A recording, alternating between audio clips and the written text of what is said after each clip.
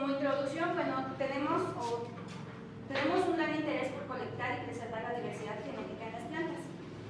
Es necesario aprovechar la riqueza que está provista de manera natural en ellas. Algunas mutaciones o algunos cambios han ido ocurriendo a través del tiempo y se van acumulando en ciertos procesos evolutivos y quedan acumulados finalmente en las plantas que hoy conocemos. La diversidad representa la herencia biológica y cultural de la humanidad. También en esta riqueza biológica, bueno, entra también la cultura de cada uno de los pueblos. Cada uno de los pueblos domesticó y cultivó los cultivares de manera diferente y de acuerdo a sus costumbres culinarias en algunas veces religiosas, y bueno, ahí entra parte de la cultura que se tiene en cada una de las especies que aún podemos conservar. El mecanismo biológico que permite la adaptación a las condiciones climáticas ambientales y que asegura con ello el abastecimiento a largo plazo. Hablamos de diversidad. La diversidad es necesaria sobre todo para la seguridad alimentaria. Entre mayor diversidad se tiene, podemos responder de una mejor manera a los cambios climáticos que se avecinan. Uno de los retos finalmente es conservar la diversidad e inclusive hacer uso de ella, para lo cual es necesario hacer colectas, conservarlas, caracterizarlas y evaluarlas. Es decir, conocer los recursos naturales con los que contamos. ¿Qué es a lo que nos enfrentamos como científicos o como investigadores e inclusive como especie? Bueno, el mundo se enfrenta a una mayor demanda de productos agrícolas debido al crecimiento que en algunas veces se considera desmedido de la población. Para 1990 nosotros éramos 5.300 millones. 25 años después se había incrementado en un 37% la población, y para 40 años después se espera que la población se haya incrementado en un 60%, lo cual también amerita que se haya incrementado la producción de cultivos y de alimentos en la misma proporción. ¿Qué va a ser uno de los problemas a los que nos enfrentamos? Bueno, es el cambio climático. El cambio climático, a pesar de que las variaciones ambientales o climatológicas siempre han existido, bueno, se ha reportado que durante el siglo pasado hubo un incremento precipitado en la temperatura. Y finalmente, bueno, es una cantidad de tiempo muy poca, por lo cual como seres vivos no nos da tiempo a evolucionar y adaptarnos a las condiciones ambientales, que bueno, está ejerciendo una presión de selección sobre cada uno de nosotros, como organismos vivientes. Anteriormente, para satisfacer la demanda, se incrementó la productividad a través de mejora genética y el uso de insumos como fertilizantes, pesticidas y agua. Y bueno, por esto podemos a lo mejor hablar de la revolución verde. Y bueno, en la mejora genética se ha incrementado la productividad de los cultivos de tal manera que los parientes silvestres tienen un rendimiento muchísimo menor a las poblaciones o a los cultivos cultivados que hoy tenemos. Sin embargo, frente a la problemática a la que hoy nos enfrentamos, bueno, se ha reducido la reserva de agua dulce y los recursos petroleros, y con ello, bueno, no se puede usar tanto los fertilizantes, pesticidas y agua, ¿no? Es más costoso el uso de estos insumos, por lo tanto, los productos provenientes de la agricultura deberían tener un costo mayor, pero bueno, son alimentos básicos, entonces entramos en una disyuntiva. Otro de los problemas son los causados por la contaminación agrícola. Actualmente existen tendencias o lo que se requiere es regresar a productos orgánicos que ocupen la menor cantidad de insumos agrícolas. Por lo tanto, bueno, no se pueden utilizar pesticidas y las plantas deben ser resistentes a ciertas enfermedades o bien deben ser competitivas sobre algunas malezas. Y bueno, otro de los problemas a los que nos enfrentamos es que se ha reducido la superficie destinada a uso agrícola debido a la mancha urbana. Se ha reducido, es irónico que se haya reducido la superficie que se destina a la producción agrícola, sin embargo, se ha incrementado la necesidad de los productos agrícolas. Y bueno, con todo esto, la diversidad genética de los cultivos ha disminuido, podría decirse que rápidamente. Durante el siglo pasado, la diversidad genética de los cultivos se redujo. Se calcula que el 71% para los cereales y el 81% para los hortalizas. Se debió en gran medida, bueno, una parte de lo que se reduce la diversidad se debe, por ejemplo, a los problemas sociales. En algunos lugares donde existen guerras o existen algunos problemas, pues obviamente las personas dedicadas a la agricultura no van a salvaguardar el material genético que tienen. Y bueno, se han perdido diferentes variedades o diferentes variedades nativas o cultivos nativos que están adaptados a esas condiciones climáticas. Además, bueno, el uso de variedades híbridas ha desplazado las variedades nativas, porque en algunos momentos los agricultores han creído que les permite tener mayor productividad, que si bien sí es cierto, pero bueno, como humanidad hemos perdido ese material genético. Contrariamente, bueno, existente esta base genética estrecha, se requiere una base genética amplia para poder responder a los retos que se tienen en las generaciones venideras. Es necesario que para el mejoramiento genético exista una gran diversidad de cultivos de tal manera, o diversidad en los cultivos de tal manera que pueda hacerse mejoramiento genético. Una base estrecha no nos permite hacer mejoramiento y a los cultivos no les permitirá a futuro adaptarse a las condiciones adversas. Para el caso concreto del jitomate comestible, bueno, el jitomate cultivado Solanum glycopersicum, se estima que únicamente el 5% de la variación genética en el pool de las poblaciones silvestres se encuentra en lo que es el jitomate cultivado. Este cultivo se ha enfrentado a diferentes cuellos de botella. Sin embargo, se han colectado algunas especies silvestres, sobre todo Solanum pimpinellifolium. Ha existido o es una posibilidad como fuente atractiva de germoplasma para poder recuperar algunos alelos o algunas características que se han perdido a lo largo del tiempo. En algún momento se ha dicho que de toda la gráfica del pastel, esta parte en verde es el material exótico o material de poblaciones silvestres, y la variabilidad que existe o la diversidad que existe en las poblaciones, en el jitomate cultivado, apenas es una muy pequeña diversidad lo que encontramos en él. Bueno, desde Vavilov inició el estudio sobre los centros de origen y centros de diversidad. Trata de rescatar sobre lo que es la diversidad que existe y lo que denomina como materiales exóticos. Es decir, estos materiales o los materiales que generalmente no se encuentran son los parientes silvestres. Para el caso concreto de jitomate, la zona andina es la zona que se denomina como centro de origen. Concretamente, Ecuador y Perú es en donde se han encontrado la mayor cantidad de poblaciones o la mayor diversidad. Y bueno, México es el centro de diversidad. ¿Qué es lo que nos hace ver esto? Bueno, en estos lugares es en donde seguramente existe una gran diversidad y de donde se tendría que volver a buscar todas las poblaciones o todos los materiales genéticos que nos puedan ayudar a mejorar la especie. El jitomate cultivado, como yo decía, se ha enfrentado a diferentes cuellos de botella. El primero fue selección natural. Mediante selección natural nosotros teníamos una gran diversidad. En la primera parte del cultivo nosotros teníamos una gran diversidad genética o de características. Sin embargo, la selección natural a través de los agentes abióticos adversos hizo una selección, valga la redundancia, y bueno, eliminó a aquellos que no eran adaptables o que no podían adaptarse a las condiciones climáticas que imperaban. Así, bueno, llegaron una migración de poblaciones de jitomate o de tomate silvestre o del género Solanum a México, las cuales fueron traídas como malezas, y la diversidad o variación, bueno, se redujo. Aquí, durante la migración, obviamente que también, como nada más se trajeron unas cuantas poblaciones o unas cuantas excepciones, también se empezó a reducir, continuó reduciendo la variabilidad. El otro proceso fue el de domesticación, el cual se dice que ocurrió en México, y bueno, a partir del cual podemos encontrar poblaciones silvestres en México.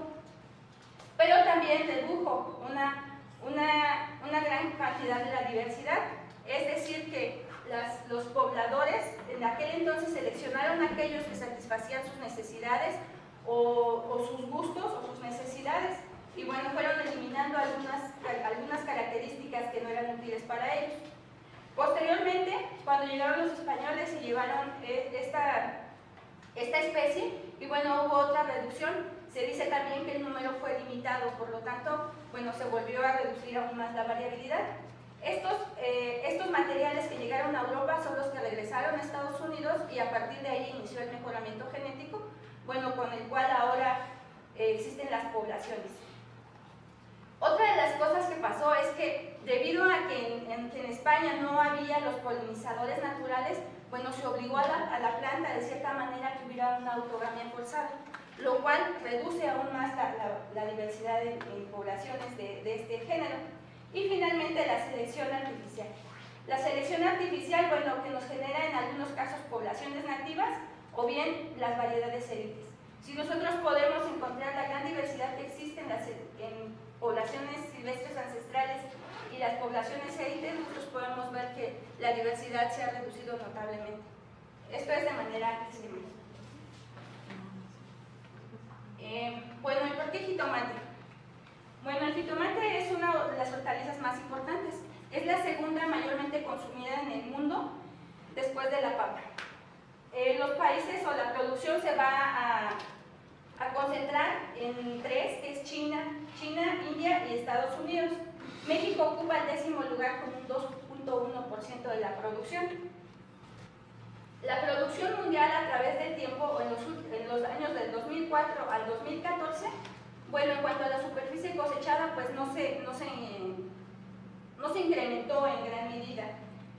Esto puede ser debido, bueno, a que, como yo decía, lo de la mancha urbana, pero también se pudieron haber cambiado algunos cultivos para destinar finalmente esta superficie a lo que es el cultivo de jitomate. Sin embargo, el rendimiento tuvo un gran crecimiento. Del 2005, por ejemplo, a lo que es 2009, tuvo un crecimiento pues prácticamente logarítmico, y bueno, se debe básicamente al uso de tecnologías de agricultura protegida. Si bien es cierto, ha tenido pequeñas fluctuaciones y se ha reducido de acuerdo a los diferentes factores que se tengan, climatológicos o de plagas, la reducción o el rendimiento no ha reducido como a los niveles del 2005. Entonces, bueno, esto nos ha ayudado sobre todo para cubrir las demandas que se tienen de jitomate. El consumo mundial.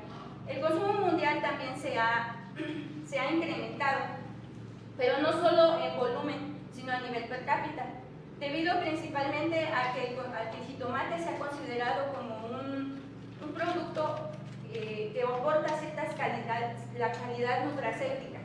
Es decir, que además del valor nutricional que nos pueda otorgar, puede otorgarnos también algunos otros beneficios, como y que al consumirlo, bueno, se pueden prevenir algunas enfermedades, como por ejemplo licopeno, betacaroteno, ácido ascórbico. Y finalmente, bueno, estos antioxidantes se han visto que tienen un potencial para reducir los niveles cancerígenos o células cancerígenas en el humano. El consumo, en cuanto al consumo per cápita en México, se estima que para el 2006 era de 16 kilogramos, sin embargo en Turquía es de 40 kilogramos. ¿Cuál sería la importancia a nivel nacional? Bueno, para México es uno de los productos hortícolas mayormente exportados y es de los que va a otorgar una gran cantidad de divisas al mercado, que nos ayuda sobre todo en la balanza comercial. México se encuentra, para el 2016 se encontraba como el máximo exportador a nivel mundial y lo exporta, bueno, a su mercado natural, que es Estados Unidos. Estados Unidos de cierta manera nos colabora porque es el mayor importador. A diferencia de cómo se consume, bueno, en Estados Unidos la mayor cantidad se consume industrializado, sin embargo en México la mayor cantidad se consume fresco. En cuanto a producción, en el país tenemos que generalmente o anteriormente se daba a campo abierto, sin embargo se ha incrementado la agricultura protegida. Esto nos ha permitido como país incrementar nuestras exportaciones, cumplir con todas las demandas que se tienen, pero además tener un superávit en la producción, lo que nos permite precisamente venderlo a Estados Unidos. Pero más allá de eso, bueno, nos permite incursionar en el mercado en diferentes etapas. El uso de agricultura protegida nos permite programar para programar la producción de tal manera de satisfacer esas demandas que se tienen a nivel internacional.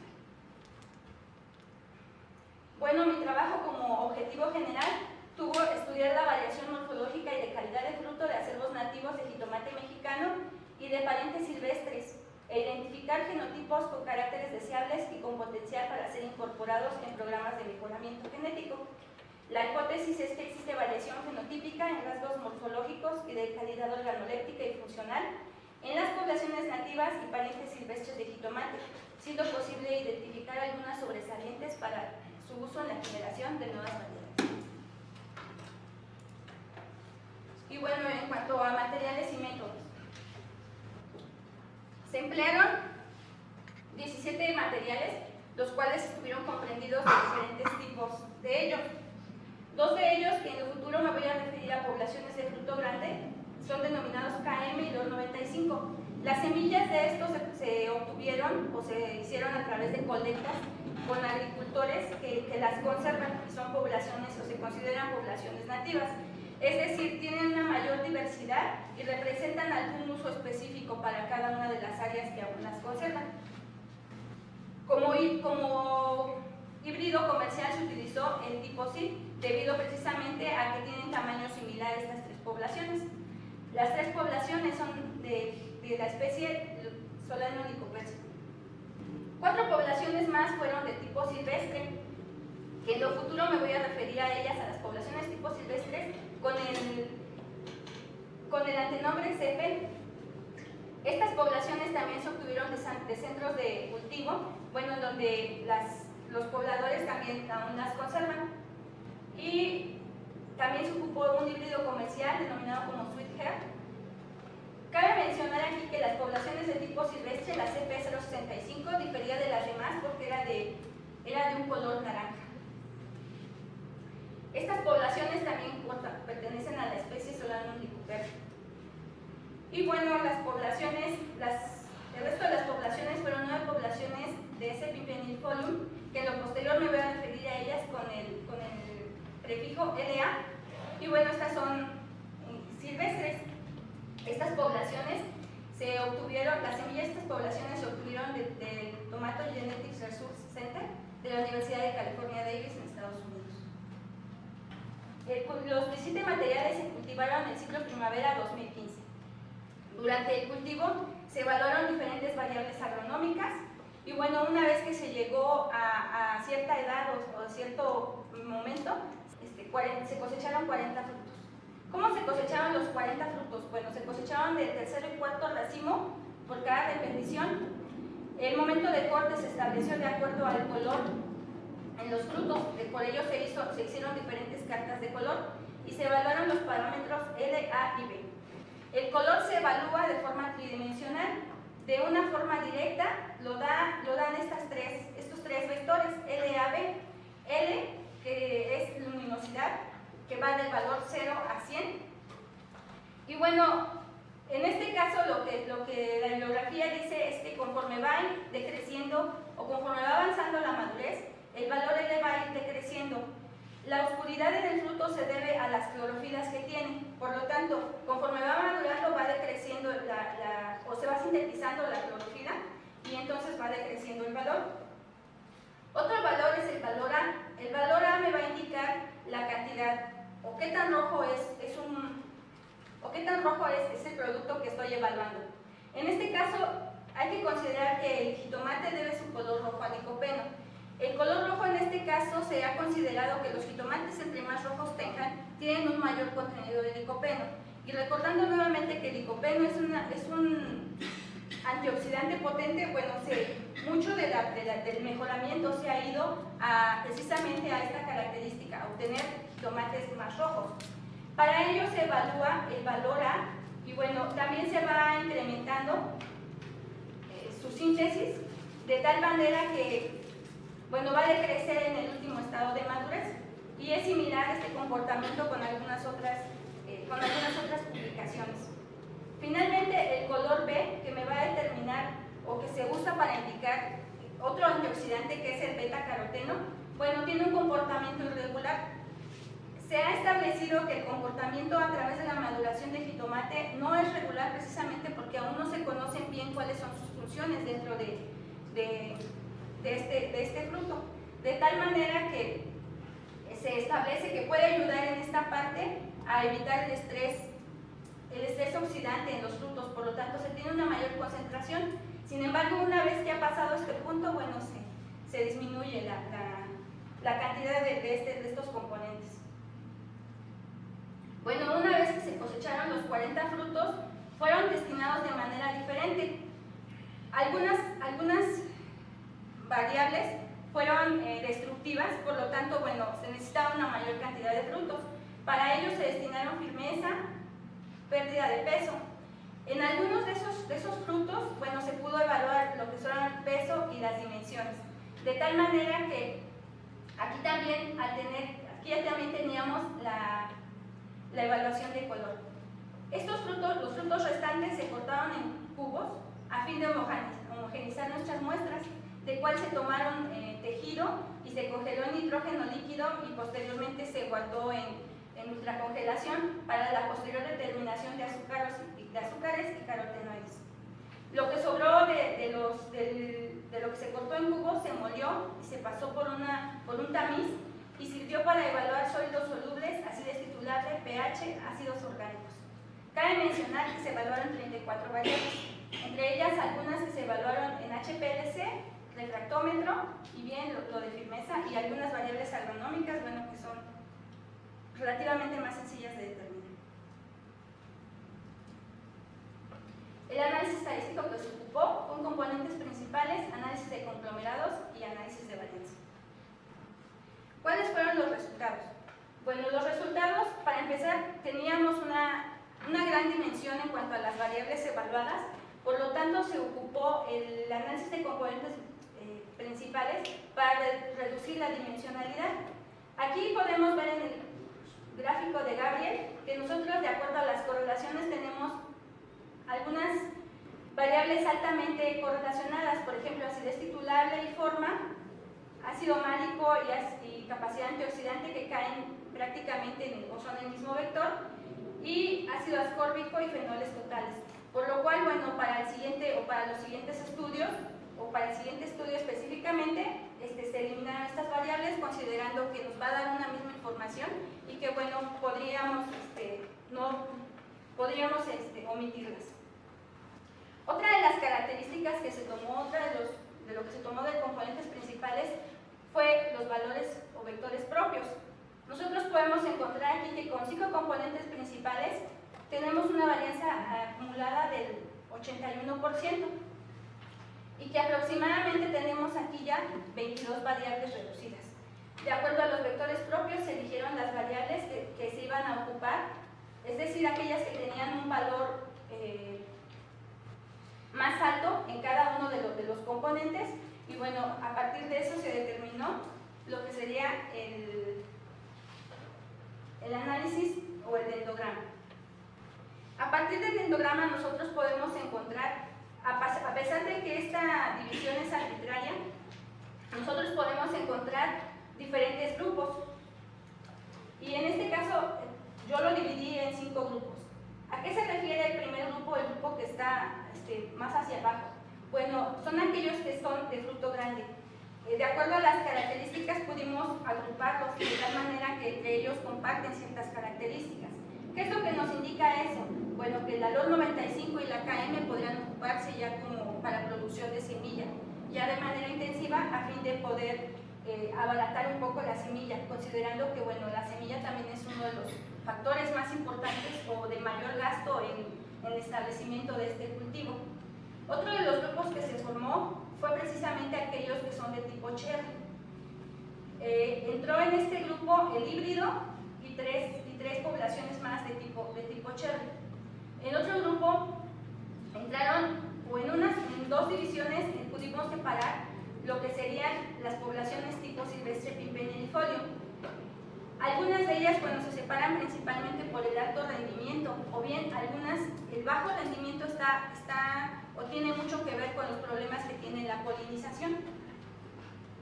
Y bueno, podemos ver, por ejemplo, el CP14065, que les mencionaba yo, que es de color naranja, que está totalmente separado del resto de los materiales.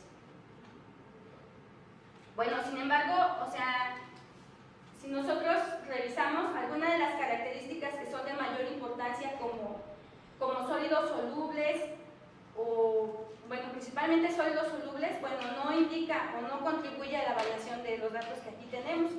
Por lo tanto, fue necesario hacer análisis de varianza para establecer qué era lo que teníamos en cada uno en las poblaciones que evaluábamos. Una de las características o de lo que se mencionaba mucho en el proyecto era precisamente el efecto protector de los antioxidantes. Los consumidores actualmente, bueno, requieren una gran cantidad de estas biomoléculas a fin de mejorar la salud. De hecho, se considera que el consumo o el nivel de consumo de jitomate es un indicador de una buena salud y de una mejor estabilidad o una mejor calidad de vida. En tal medida, bueno, los programas de mejoramiento también han intentado, bueno, mejorar esta característica, de tal manera que nosotros encontramos que los híbridos tienen una menor concentración de estas moléculas, pero, por ejemplo, los nativos de fruto grande tienen una gran concentración y el nativo tipo silvestre. Podemos considerar, por ejemplo, que en el CID, cuando se hizo el mejoramiento, bueno, lo que se buscó básicamente fue el rendimiento y se olvidaron muchas características como sabor y color, de tal medida que ahora se intentan precisamente algunos programas de mejoramiento recuperar estas características. Otra de las importancias que se tiene son los ácidos. Los ácidos influyen en el sabor de los frutos.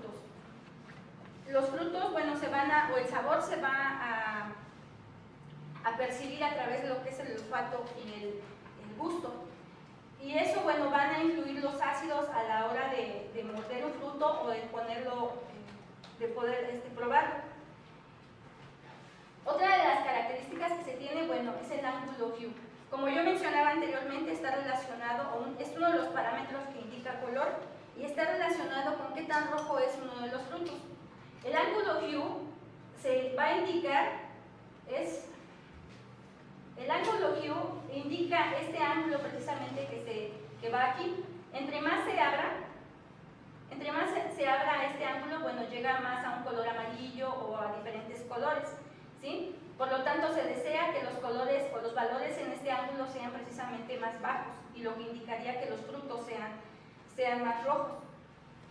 En este caso, nosotros podemos encontrar algunas poblaciones, sobre todo las de tipo silvestre, que, bueno, destacan en el valor, precisamente en esta característica. Pero no debemos olvidar, precisamente la gran diversidad que se encuentra y la gran variación entre todos los materiales evaluados. Por lo tanto, bueno, de acuerdo al objetivo de mejoramiento, bueno, se pueden usar los diferentes materiales. Otra de las características, bueno, es el contenido del licopeno.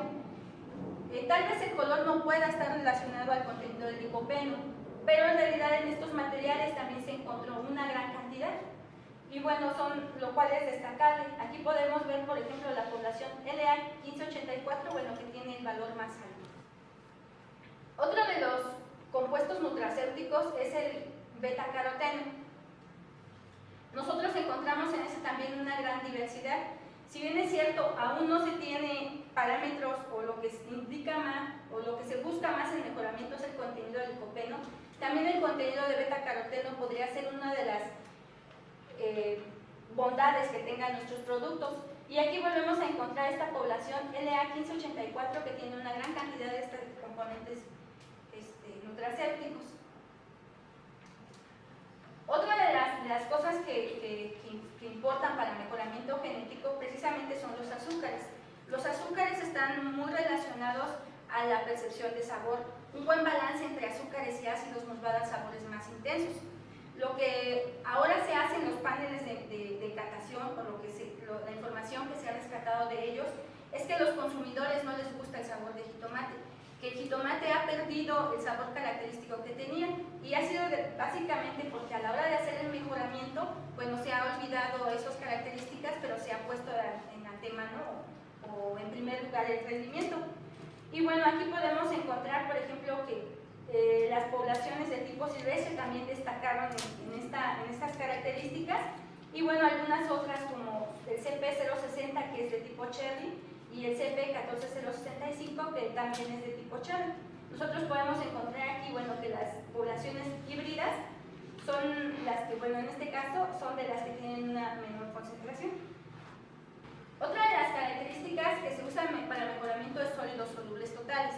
Si bien es cierto, la mejor manera de evaluar qué tan bueno es un jitomate debería ser a través de paneles de catación, esto es muy difícil. Por lo tanto, se hace una relación con diferentes parámetros físico-químicos. Uno de ellos es sólidos solubles, que de manera indirecta indica la cantidad de azúcares. Y bueno, aquí nosotros podemos encontrar dos poblaciones que se destacaron, LA1576 y LA1584, porque llegaron a obtener hasta 9 grados Brix. Esto es muy importante debido a que las poblaciones híbridas tienen hasta 4 únicamente. Entonces podríamos pensar en que estas poblaciones se pueden ocupar para mejorar lo que ya tenemos. Otro de los, bueno, como yo mencionaba, los ácidos contribuyen al sabor. Uno de los ácidos que se encuentra en jitomate es el ácido málico. Nosotros también en las poblaciones que evaluamos, encontramos una gran diversidad. Aquí nos hace falta o haría falta ver una parte de evaluación sensorial. ¿Qué es lo que preferimos nosotros como consumidores? Porque se han hecho evaluaciones en Europa o en algunos otros en algunos otros lugares en donde se tiene una mayor o la investigación va más avanzada. Sin embargo, tal vez aquí nos puedan gustar poblaciones más ácidas o poblaciones con un balance diferente, para lo cual, bueno, aún nos faltaría esa parte para mejoramiento genético. Y bueno, ya como conclusiones, de acuerdo a los resultados obtenidos, las poblaciones silvestres y nativas evaluadas tienen una amplia heterogeneidad en las características evaluadas. Es posible que en algunos de ellos puedan ser ocupados como material para un programa de mejoramiento de acuerdo a los diferentes objetivos que tengan en ellos. Algunos son sobresalientes, pero también algunos otros son variables y podemos encontrar en ellos características. En este caso yo nada más hablé de las características de calidad, sin embargo algunos tienen unas características agronómicas muy importantes. Cabe mencionar también, por ejemplo, que algunos materiales silvestres se han usado para resistencia de factores o enfermedades, algunos patógenos, entonces aún nos hace falta trabajar esa parte y bueno, no presento los datos relacionados con variables agronómicas, por lo tanto, bueno, no quisiera hablar en ese tema. Pero precisamente esas o las poblaciones silvestres que son provenientes de México podrían contribuir de tal manera que ya están adaptadas a las condiciones climáticas y bueno, no necesitamos trabajar en ese aspecto. Las poblaciones nativas representan ventajas sobre los híbridos, como mencionaba, por las condiciones climáticas del país. Y bueno, a pesar de que México es el centro de diversidad, se ha encontrado una gran heterogeneidad, falta mucho por hacer.